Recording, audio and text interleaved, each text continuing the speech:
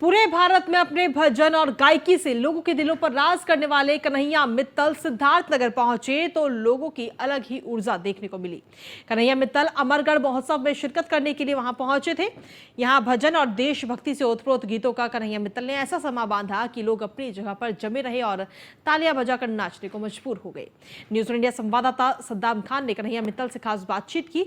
इस दौरान उन्होंने कहा कि आज उनकी जो भी शोहरत है वो प्रभु श्री राम की कृपा की वजह से है। उन्होंने प्रधानमंत्री नरेंद्र मोदी के साथ साथ मुख्यमंत्री योगी आदित्यनाथ के प्रति श्रद्धा व्यक्त करते हुए कहा कि इन लोगों ने जो अपार प्यार और इज्जत उन्हें दी है, पूरी जिंदगी वो उसके ऋणी रहेंगे।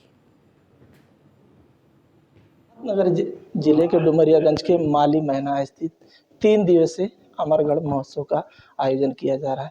इस महोत्सव में देश प्रदेश के साथ साथ बाहर के भी कई हस्तियां शिरकत कर रही। हमारे साथ बात करने के लिए मौजूद हैं कन्हैया मित्तल जी, जो किसी नाम और परिचय के मोहताज नहीं है। इनका एक गाना जो राम को लाए हैं हम उनको लाएंगे बहुत हिट हुआ था। सर, पहले तो आपका बहुत बहुत स्वागत है। धन्यवाद, नमस्कार। सर, 12 साल की उम्र से आप भजन गा रहे हैं।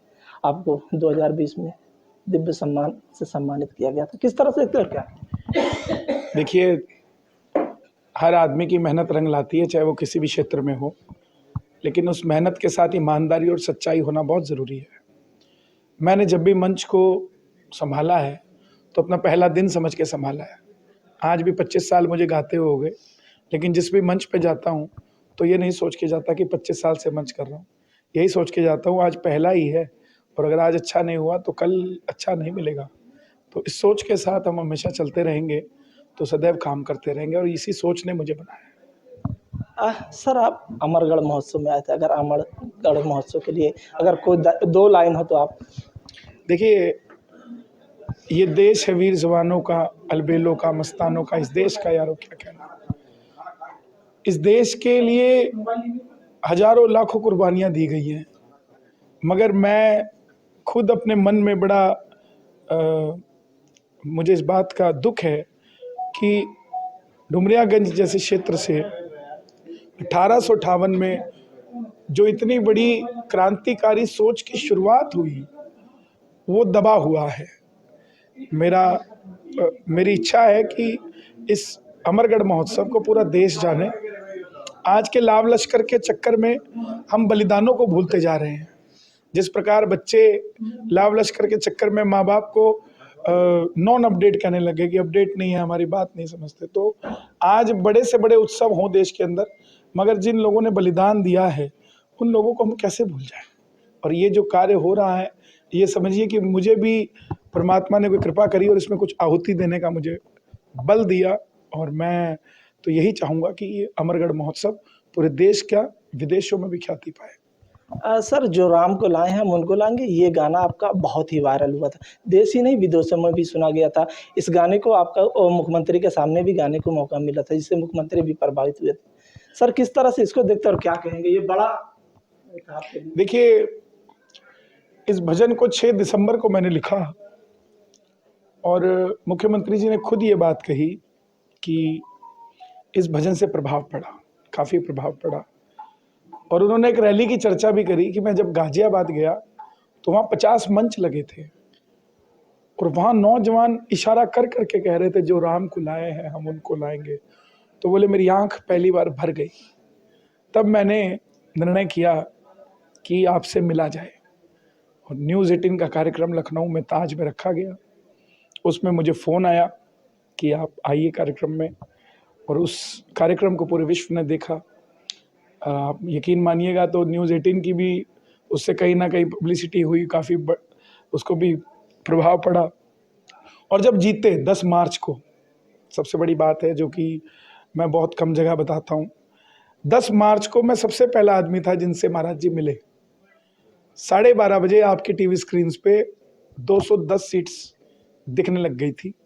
210 दिखते ही मुझे फ़ोन आया, आप कहाँ हैं? मैं उस दिन लखनऊ था।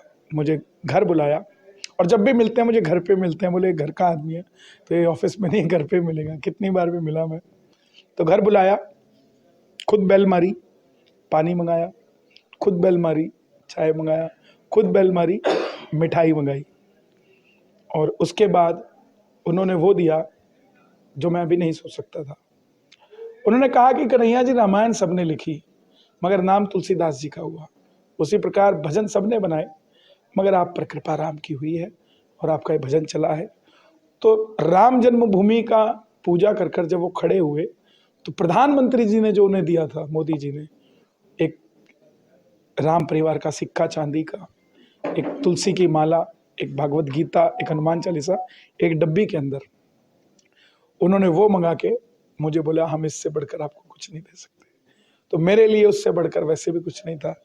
तो जो एक भजन की शक्ति कितनी है आप देखिए, हमारे देश के अंदर आज तक कोई भजन गायक ऐसा नहीं हुआ जिसने राष्ट्रवाद की बात करी और रातों रात राष्ट्र ने उसको प्रेम दे दिया। तो ये कृपा ही राम की है और यूपी के अंदर लहर नहीं, इस भजन से बाढ़ आ गई थी साहब। हम लोगों ने तमाम ऐसे लोगों को देखा है, कवि, गायक, क्रिकेटर, सिंगर, पहले वो अपने क्षेत्र में प्रसिद्ध होते हैं, उसके बाद वो राजनीति की तरफ बढ़ लेते हैं। भविष्य में क्या आप भी राजनीति की तरफ?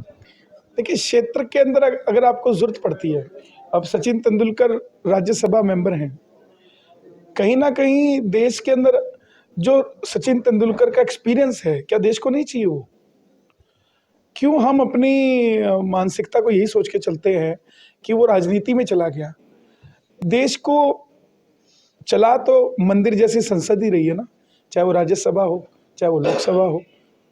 तो अगर उस क्षेत्र से वो आदमी जाता है, चाहे वो लोकसभा जाए चाहे वो राज्यसभा जाए, तो उसको राजनीति नहीं कही जाती, उसको उसके क्षेत्र का विकास कहा जाता है, जहाँ तक मैं मानता हूँ।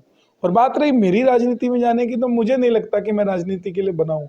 उसका कारण ये है कि जितना मस्त होकर मैं नाचता हूँ, फिर नेता बनने के बाद नहीं नाच पाऊंगा। तो ये थे कन्हैया मित्तल, जिन्होंने बताया कि ये अब जैसे इन्होंने लोकसभा में 2024 के लिए प्रधानमंत्री के लिए गाना तैयार कर रहे हैं और जल्द ही 2024 के चुनाव के पहले वो गाना लॉन्च होगा। Saddam Khan, news one India, Siddharth.